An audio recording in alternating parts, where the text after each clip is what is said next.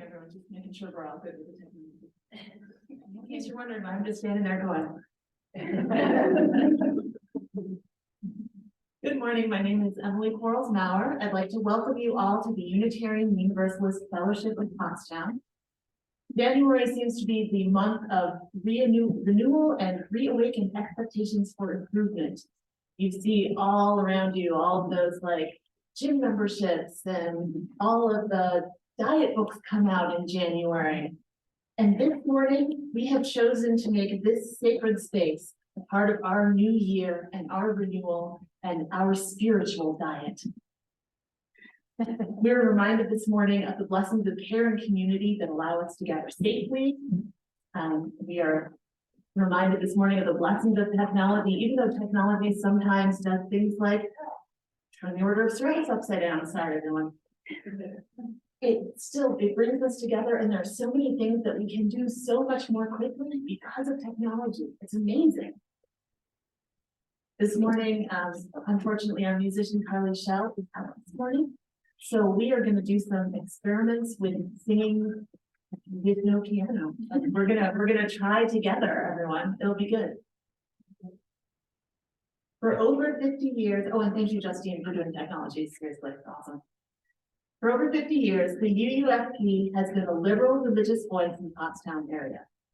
As UUs, we believe facts and faith are not an either-or proposition.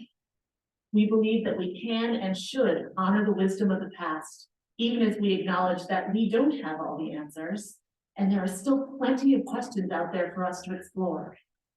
But perhaps most importantly, we believe that no one is outside the circle of justice and compassion. We hope your spirit and your heart and your mind are refreshed this morning as we commit ourselves once again to our 7 guiding principles. We come together this Sunday morning and every Sunday morning, not because we share a creed, but because we promise to support one another on our spiritual journeys. Our services are really different each week, but the loving kindness that we have here in this space remains the same. So whoever you are, whoever you love, wherever you come from, we are so glad that you came to be with us today. And now it is time for announcements. If anyone has an announcement, please come on up, use the microphones, and introduce yourself in case there are people who don't know you.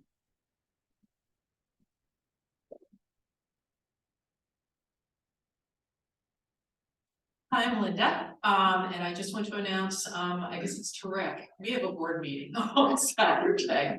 And I also want to just offer it up. We elect board members, our fiscal year is July through June. If anybody is interested in serving on the board, any member, we're always looking for good people. The commitment is 1 day a month that we have a board meeting. It's about 2 hours. So if you want to learn more about it, please feel free to contact me. We've got a great board, but we're always looking for better people. And again, Rick, Saturday. Oh, I should have thanked the council.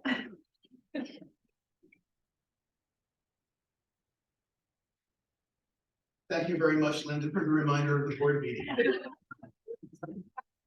There's a committee council meeting on Thursday evening, this Thursday at 8 p.m. On Zoom.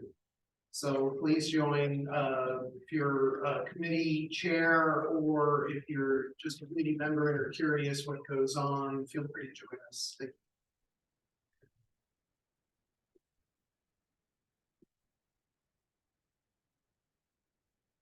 you. Hey, that went pretty well. So now is the time where we light our chalice. This morning we're lighting our chalice with the words of Joseph Cherry. As we gather together for worship this morning, being both near and far, we light our chalice as we do each week. It's a symbol of our faith. May its light be a beacon of hope for the many, for those who feel lost, for those who feel threatened, for those who feel tired, for those who feel uncertain. May our beacon of hope help you find home, help you feel safe, give you respite, and honor your searching mind and spirit.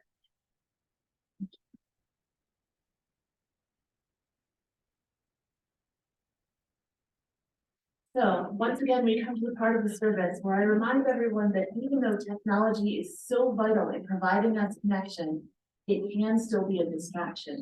So at this point, I'd like to remind you to put your phone on silent and take a breath, sit back and rest your eyes and be here in this space.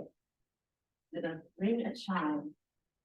The thing about this chime is that it lasts for such a long time. The echoes of even the smallest action can reverberate for a long time.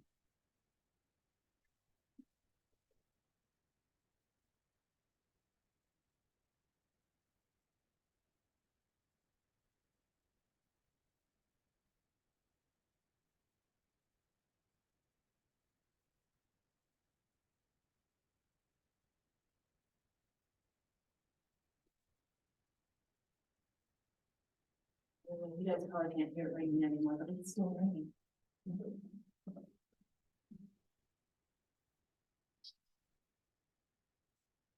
Our opening words this morning are by Jack Mendelson. Here in this sanctuary of ancient dreams and wisdom and beauty, we come to grow and be healed, to stretch our minds and hearts, to be challenged and renewed, to be helped in our continuing struggles for meaning and for love, and to help build a world with more justice and mercy in it. Be counted among the hopers and the doers. In the face of cynicism and darkness and brutality around us and within, we seek to align ourselves with a living community that would affirm rather than despair, that would think and act rather than simply adjust and succumb. Here we invite the spirit of our own humanity and the healing powers under, around, and through and beyond it to give us the nerve and grace, the toughness and sensitivity to search out all the truth that frees and all the light that maketh things new. And of course, this morning, I'm not going to sing all life that makes all things new, but we are going to have number 360 from Singing the Living Tradition, Here We Have Gathered. And I want everyone to praise the name when they try to lift here.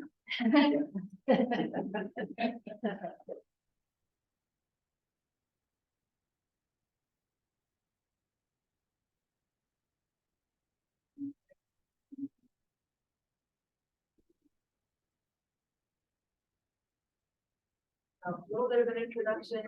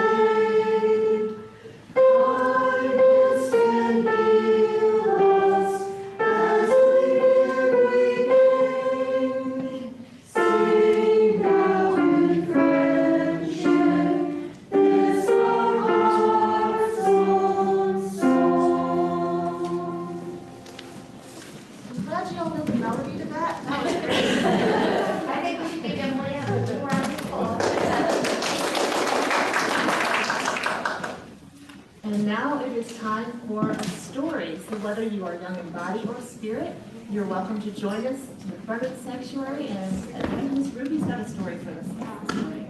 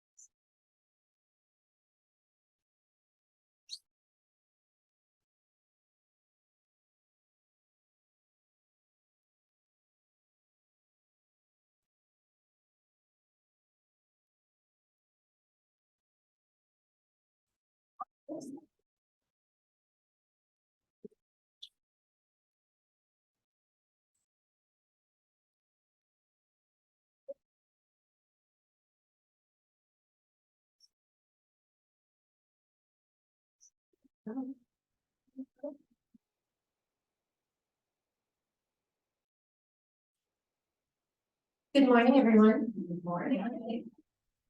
I'm Miss Ruby, and I have our story for all ages. It's kind of an impromptu play, so if the kids will help me act it out.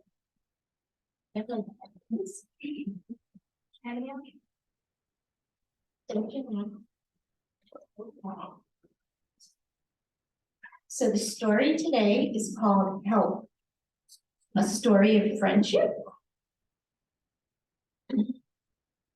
And I should have pictures coming up shortly, but I'll get started. One morning, Hedgehog, where's my hedgehog? We didn't have a hedgehog, so we used a lion. Where's my hedgehog? We don't have a hedgehog. Okay, let's see. Who wants to pretend he's the hedgehog? What a veil. Okay. Let's see. How about the squirrel? We can pretend that he's the hedgehog.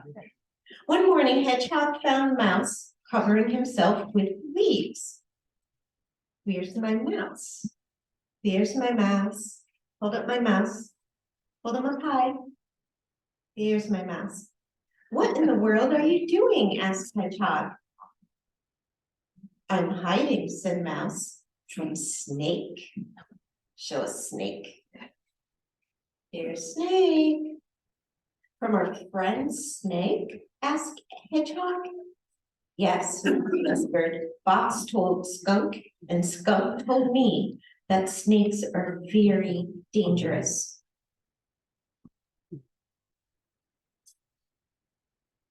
Oh, silly gossip, said Hedgehog. You know Snake would never hurt you.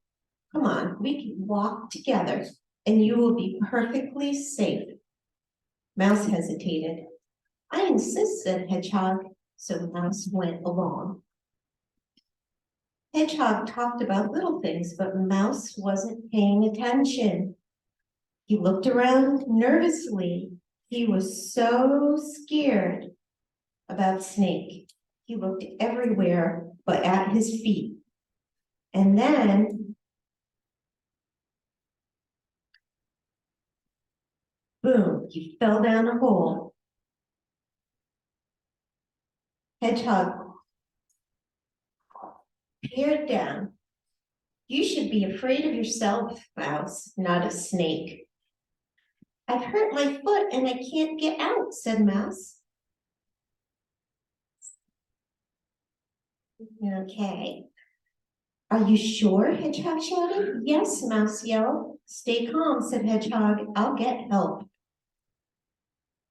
Just then, Squirrel walked by. Can we hold up our squirrel?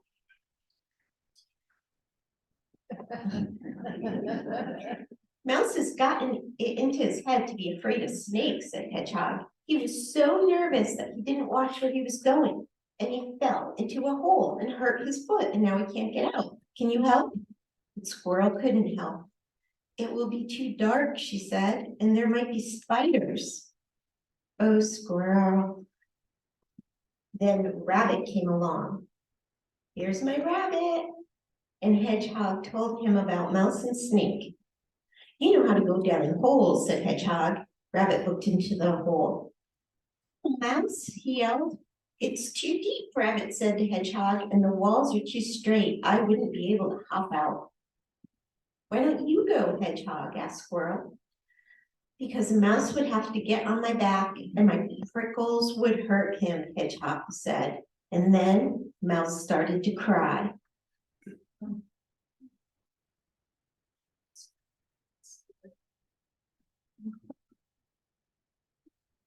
And then, wish, wish, wish, Hedgehog heard the grass move, and it was Snake. What's going on? Said Snake. Shh, Hedgehog whispered. Mouse fell into a deep, dark hole. He hurt his foot, and he can't get out. Is it a secret? Snake whispered back. Not exactly, whispered Hedgehog. It's just that we don't know how to get him out. Squirrel's afraid to go down, Rabbit wouldn't be able to hop out, and I'm too prickly. Then I'll go down, Snake said. No problem. Oh no, said Hedgehog.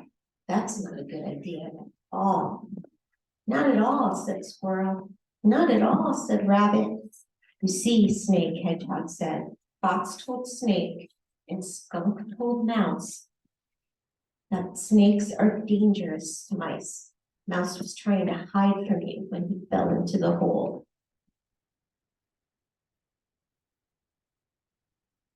But I've always been Mouse's friend, said Snake. Of course you have, said Hedgehog. So I'm going to rescue Mouse anyway, said Snake. How will you do it without scaring Mouse? Asked Hedgehog. Someone get a stick, said Snake. And Squirrel did it. Squirrel did it. Let's get the stick. How about if we have Squirrel come over here to where the stick is? Thank you. Now, tie my tail around it, said Snake, and Rabbit did it. Now, make sure the knot is tight. And Hedgehog did it. Okay, and then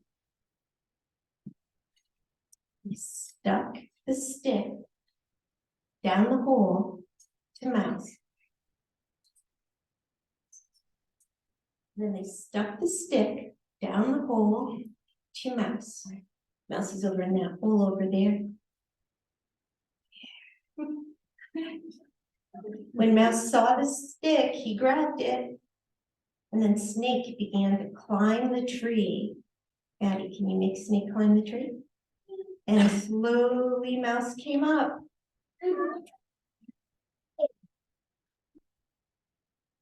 Mouse saw Snake and gasped. Then he saw the stick still tied to Snake's tail. Snake saved you, said Hedgehog. He did, said Squirrel. He rescued you, said Rabbit. Because I would never hurt you, Snake said. Mouse turned a deep shade of pink. I am very sorry, he said. And then Snake, Squirrel, Hedgehog, and Rabbit helped Mouse hobble home. They bandaged Mouse's foot, and he laid down to rest. Several mornings later, Hedgehog was taking his walk, and along came Mouse. He was holding a bouquet of flowers. Can we bring the flower over to Mouse? Where are you going? Asked Hedgehog. I'm going to say thank you to Snake, said Mouse, and to give him some flowers that I picked. Let's have Mouse walk over to Snake, and Snake walk over to Mouse. And Snake was very pleased to have them. The end.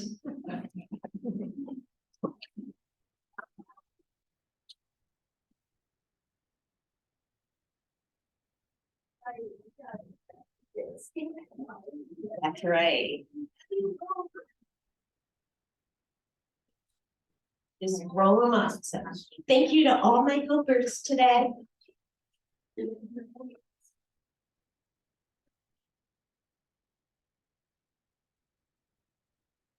So everyone who wants to join in singing, go now in peace.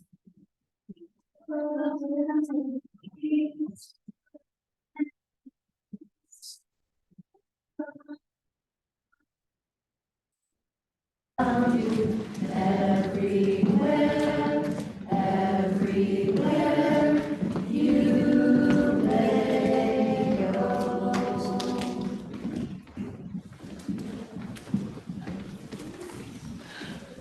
That was a really fun story. It shows that you don't have to be afraid. People are willing to help. And now is the time for our morning offering, and Victoria Weinstein has these words. She says, "We take an offering in our church because it's reminding ourselves that the offering is symbolic as well as practical. We do know that it's through pledges that we build our budget and fund our programs, but we also know that we can just as easily submit those checks through the mail or through the website. But we pass the plate during our worship service to make a community expression of thanks for the blessing of abundance, to visibly bring in the harvest of this most cherished hour of our week.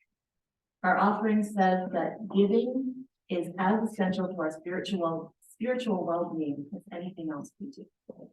So let there be an offering this morning."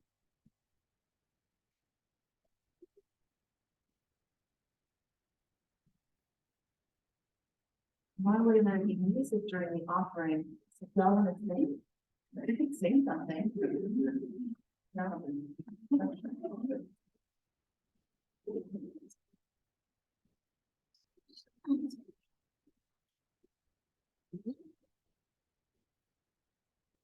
Actually, there is an offering song in the back of the hymnal. I can't remember the number off the top of my head. But it's a really sweet one. It's got good words. From you I receive, to you I give. Together we share, and by this we live. And that really is how we live. Okay, so next is a reading, and in honor of Martin Luther King Jr. Day tomorrow, which is the day of service. I don't know if anybody else is going to do anything for service. I'm probably just going to go feed horses again. Reading from Thou Dear God, which is a bunch of prayers. It's a collection of prayers from Martin Luther King Jr. This particular prayer is from Dexter Avenue Baptist Church, Montgomery, Alabama. This was on August 11th, 1957. And this is a prayer where, I don't know if people thought this at the time, or I know people don't think this now, but I think a lot of people thought at the time that Martin Luther King Jr. was not just the face of the movement, but was really like taking over the movement on purpose. And this prayer is kind of a rebuttal to that statement. He says, "Oh God, help me to see myself in my true perspective. Help me, oh God, to see that I'm just a symbol of the movement. Help me to see that I'm part of what the Germans call a zeitgeist, and that something was getting ready to happen in history. That a boycott would have taken place in Montgomery, Alabama, if I had never come to Alabama. Help me to realize that I'm where I am because of the forces of history and because of the 50,000 Negroes of Alabama who will never get their name in the papers and in headlines. Oh God, help me to see that where I stand today, I stand because others helped me to stand there, and because of the forces of history that projected me there. This moment would have come in history even if Martin Luther King Jr. had never been born. That moment really would have come, but we are so blessed that it came with him." The next hymn that I have us singing is hymn 199, "Precious Lord, Take My Hand." I am not going to try to play this. It's got 4 flats.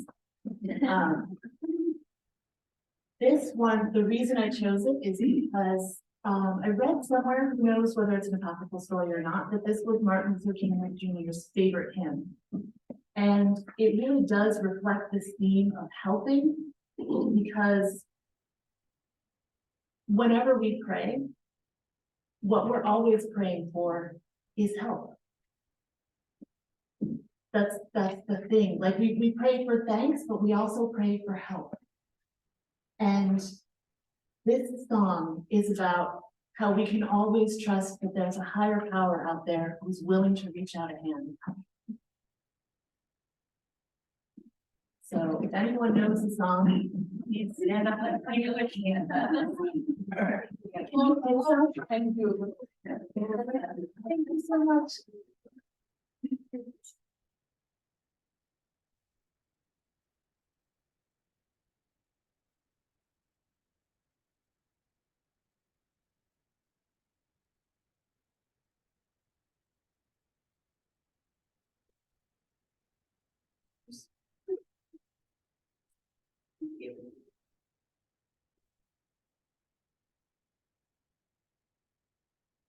Trying to find a good intro. I think it's usually the pickup to the, if I can take my hand, the pickup to the second last stanza.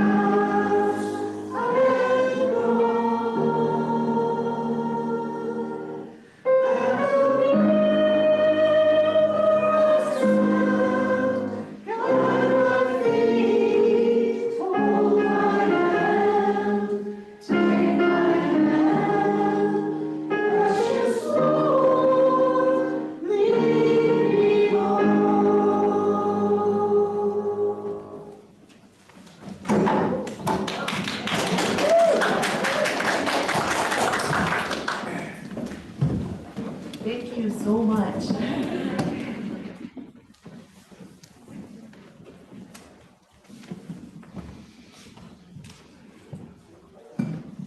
Help from our friends. This morning is such a great example of help from our friends.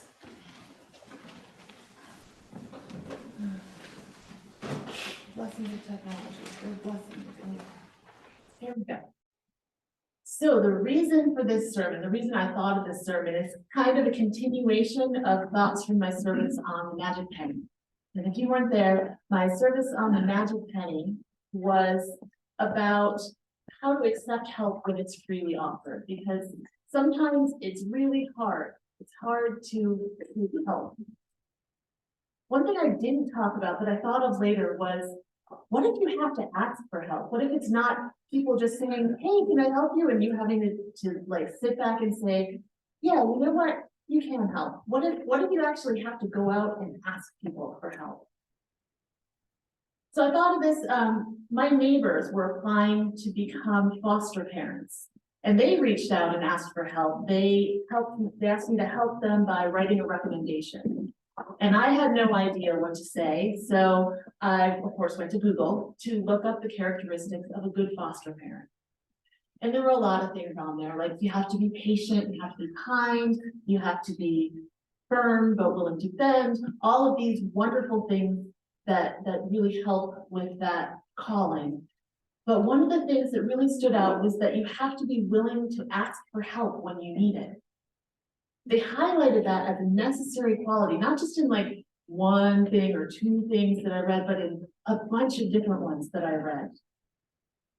And you know, that makes sense when you think about it, because a lot of foster kids have trauma in their backgrounds, and a foster parent might need to reach out for advice on how to handle behavior that might stem from trauma. And you know, raising kids is hard. So it makes life better if you have people you can reach out to trust and for help. And you know, the very fact that my neighbors were willing to reach out and ask for help with a recommendation, that was a mark in their favor. Part of what makes humans such a successful species is our ability to work together and share knowledge and help one another. Just like Martin Luther King Jr. was saying, we all kind of stand on the shoulders of the people who came before us and people around us. Asking questions and asking for help and specialization, like we all have different things that we do well, and getting together and all just doing those things that we do well, that makes everybody's lives better. And there are ways that we share knowledge that feel really easy, like asking Google for information when we're not sure about the facts or requirements. And then there are ways that are a little harder for us. When we first moved to Pennsylvania, my husband worked in construction. He'd always taken issue with the layout of the inside of those big box construction stores. He's always like, oh, the layout is so confusing. Nothing I need for this job is ever near the other things I need for this job. And he would also complain that he could never find a store employee to ask when he had a question. Of course, I'm sure they were all hiding from him because he had this awful scowl on his face and he couldn't find the part he needed. Well, so when we first moved here, we only had one car. And I had an office job. And so he would pick me up in all my nice office clothes, and we would drive over to Home Depot on the way home. And he'd be running around the store looking for parts. And every once in a while, he would just disappear on me. And I'd be like just standing there in the middle of the store going. And inevitably, somebody would come up to me and say, hey, do you need help? And I would say, oh, yeah, I lost my husband. And he'd come, and he'd be like, where's the blah, blah, blah? Yeah. So, you know, after a while, he would just abandon me in the store aisle and say, I need you to find me a sales associate. And I would just stand there for 1 second and be like, and someone would appear and say, hey, so, you know, when something breaks, like when you're out in a store and you need to find somebody, asking for help, that seems like a logical thing to do. And I'm betting that if, say, oh, yeah, thank you. I thought it was appropriate. Awesome, thank you. Thank you for helping.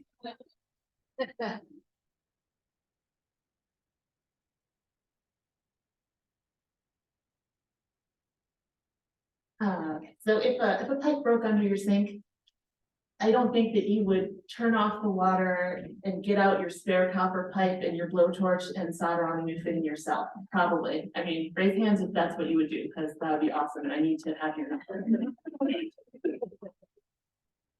But you'd probably call a plumber, right? And you probably wouldn't dither about whether or not the plumber wanted to help you. You probably wouldn't feel guilty that you couldn't do it yourself. You'd probably help. I know I'd call.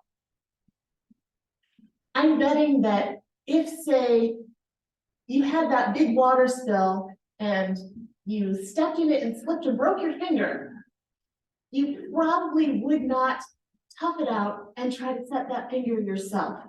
You wouldn't feel bad that you didn't know how to set your own broken finger. You would go to the emergency room and have the doctor treat it. And you wouldn't feel bad about asking the doctor to treat your broken finger. You wouldn't feel like you're wasting the doctor's time. You'd probably just go. I know I would.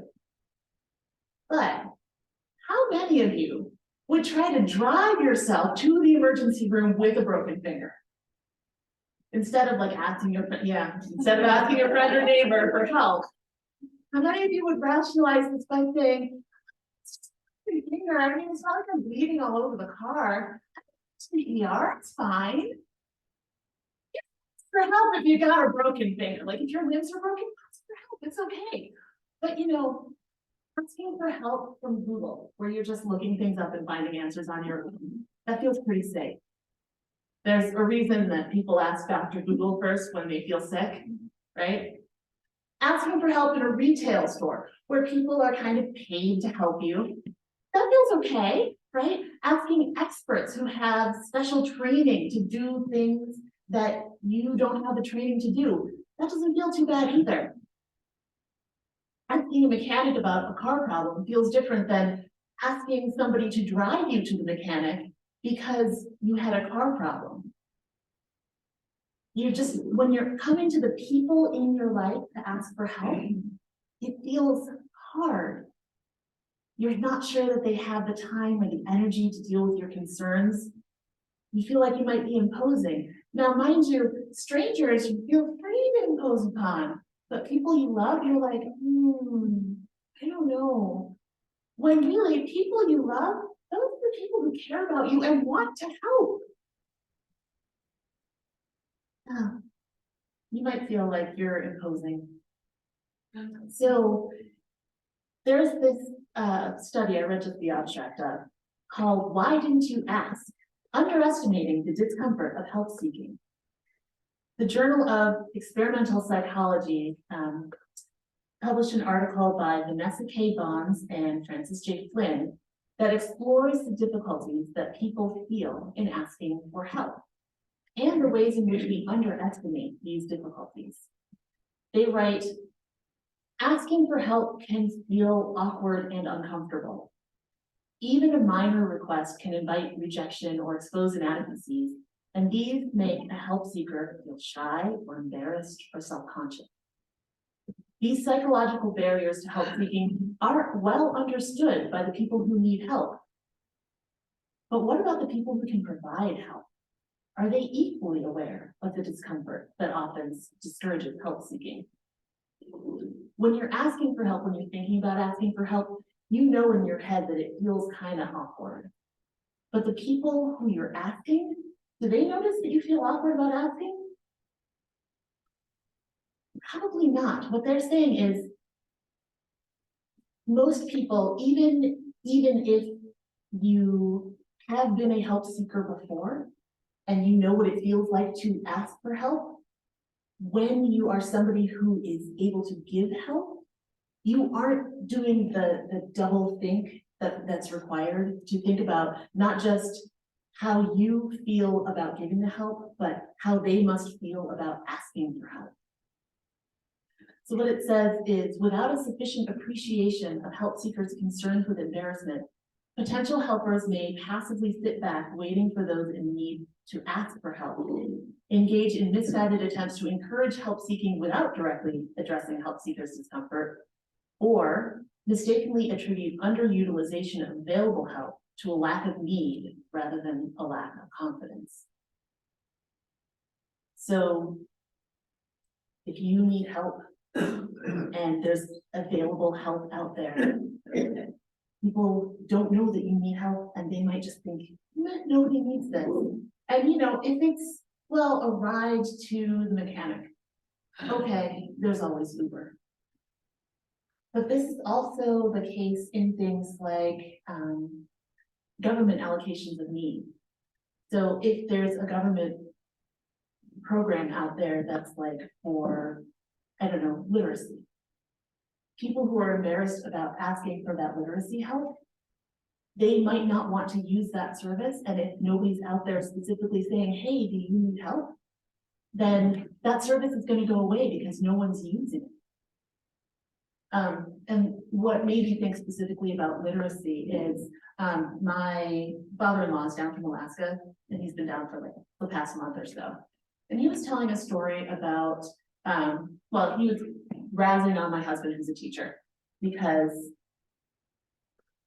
so when he was growing up, when my husband's father was growing up, he says, "Oh, I was not a good student, but I got out of school and I could read and I could write.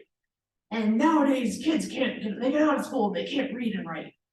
And I think to myself, "Oh yeah, of course you think that, because everyone thinks that life was so much better when they were little." But he tells this story about a kid who was going to ask him for help with a check. And I was like, "Oh, they don't teach check writing anymore because nobody uses checks. We all get on the computer now."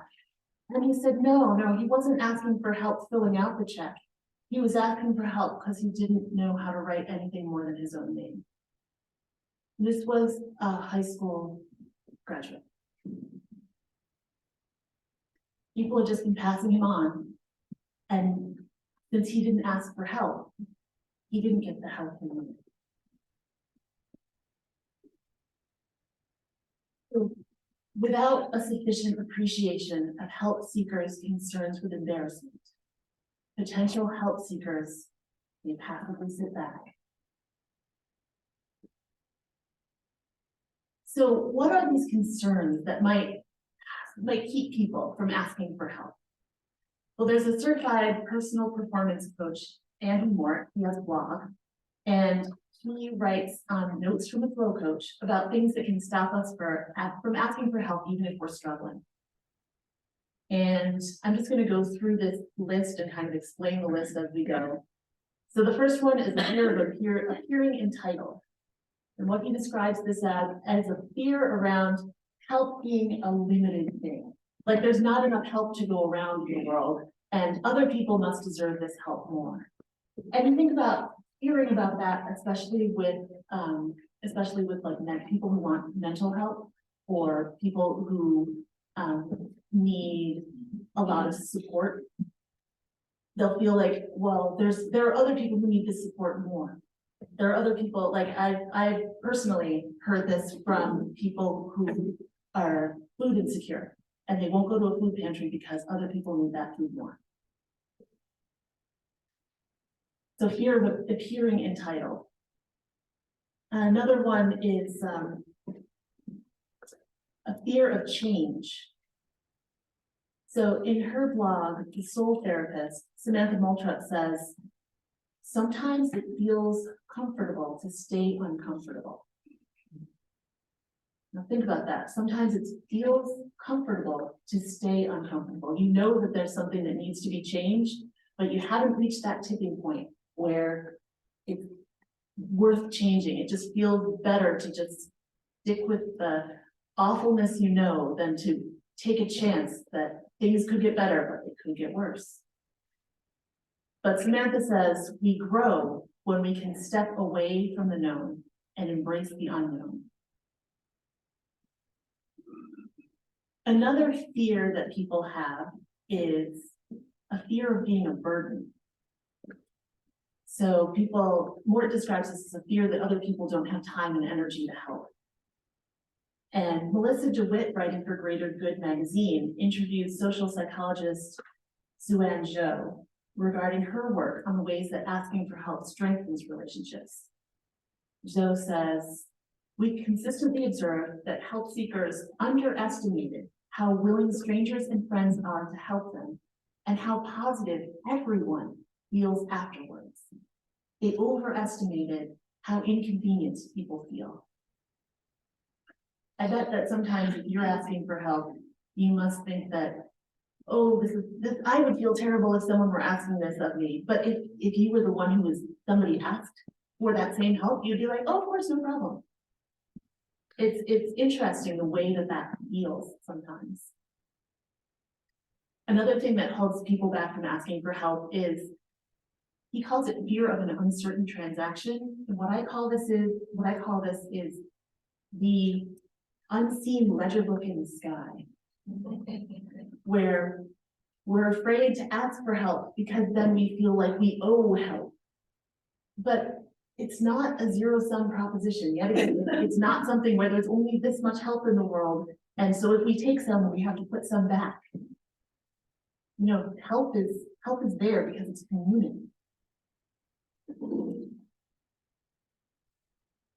Another thing they say is fear of losing control. This is a big one for me personally. I don't know about for you, but when you ask for help, you don't get to do things exactly your way anymore. So for example, at my house, I do all of the laundry and all of the folding of clothes. I would rather do all of the laundry and all of the folding myself and go into other people's drawers once they have folded the clothes wrong and put them back.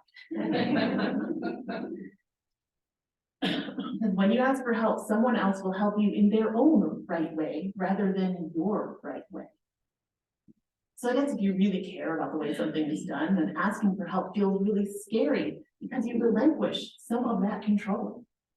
Even if you set the clearest of expectations, someone else's method may not match your method exactly. You know, I see this a lot when we, at our school, sometimes we'll have craft fairs and we'll ask for things, people to just buy things and bring in the things that we need to make the crafts.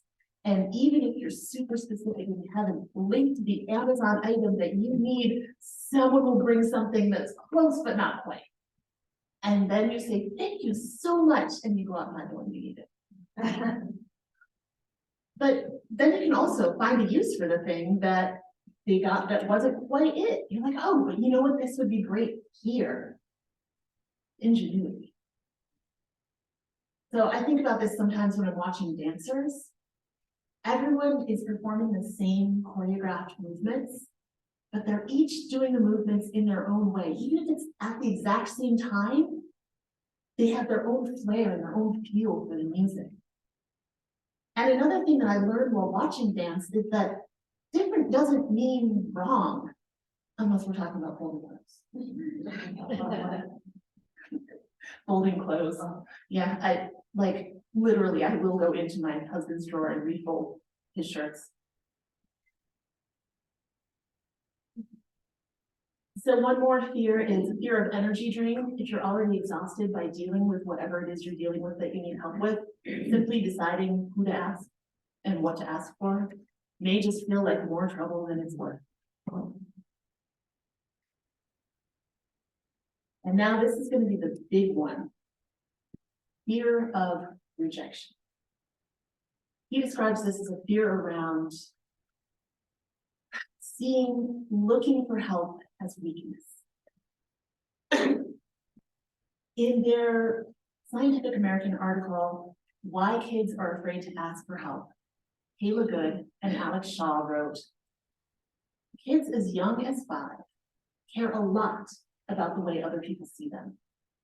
And that kids as young as 7 connect asking for help with looking incompetent. 7 years old, they're learning this. So their study, the way they did this study was they told a story they took a group of kids and then they told a story to this group of kids. And the story is there are 2 kids out there and one kid really cares about being smart and the other kid really cares about seeming smart. And both kids do poorly on a test. And they ask the kids, so which kid is more likely to go and ask the teacher for help? Now, the kids, when you ask, oh, who's more likely to look up the right answers on Google? They're like, oh, they're both gonna do that. But if you ask them who's gonna ask the teacher or who's gonna ask out loud in class, only the kid who cares about being smart is gonna ask questions. The kid who cares about how other people see them, they're not gonna ask questions anymore. Those are first and second graders who care more about how things look than how things are. And this is in school where you have free license to be a beginner, to make mistakes, to learn things. So what they say about that is they say that reputational barriers require reputation-based solutions. So as a whole, as a society, we should lower the social stakes of seeking help. The way that they suggest doing this in school is have an assignment where everybody studies something different, and then part of the assignment is going in and asking your friends questions about what they study. So everybody has to have kind of the same thing, but everybody had to ask because you can't just know what you're studying. We have to figure out a way to make seeking help socially desirable. And that's really hard to do because when we ask for help, we are opening ourselves up. We are being vulnerable to others. And being vulnerable is always scary. But the truth is that people really do care about one another. And when you're out there, as I said in Halos, when you're out there looking for people's halos, when you're out there looking for people to help and people to be good, that's what you're going to find. You find what you're looking for.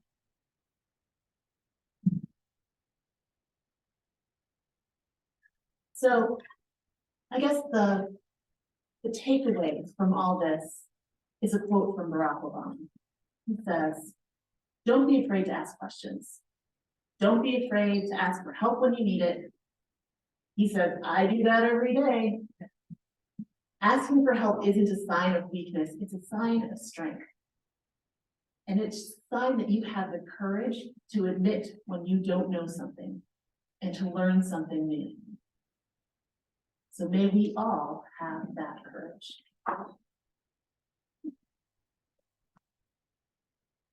All right, and the last song is Oh Yeah Yeah. So this one, oh, you're gonna play, that's awesome. Yeah, you're gonna play, you could just do this in the hall in this class, but you're gonna play.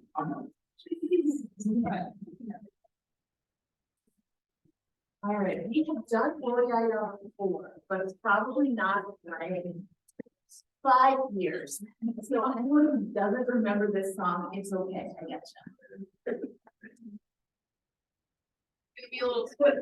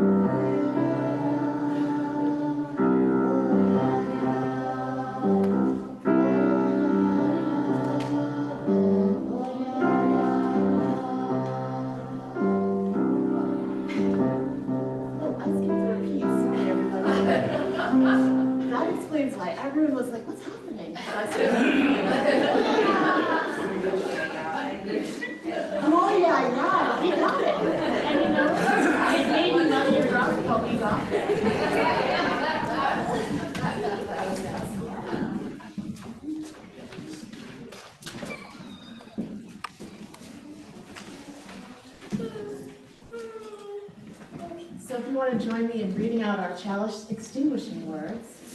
We extinguish this chalice flame, but not the light of truth, the warmth of community, or the fire of commitment. These we carry in our hearts and in our hands until we are together again. As we close our online service, Eric Walker Wickstrom reminds us, one snowflake is a marvel and a miracle. 4 snowflakes or 5, and the kids start to run around in the yard and try to catch them. 100 snowflakes and the cars start slowing down. 1,000, 2,000, okay, you can see where this is going. We are strengthened in coming together. We are strengthened in joining with others and in blending our efforts. We blend our efforts with those of the UU congregation in the next town and the next state. Together, we are more than we could ever be alone. One congregation, one UU congregation is a miracle. As an association, we can help create a wonderland, a world blanketed with love and justice and understanding and hope. Now we'll sing Spirit of Life. You can all stay seated. Spirit of Life, just to close out the online part of the service.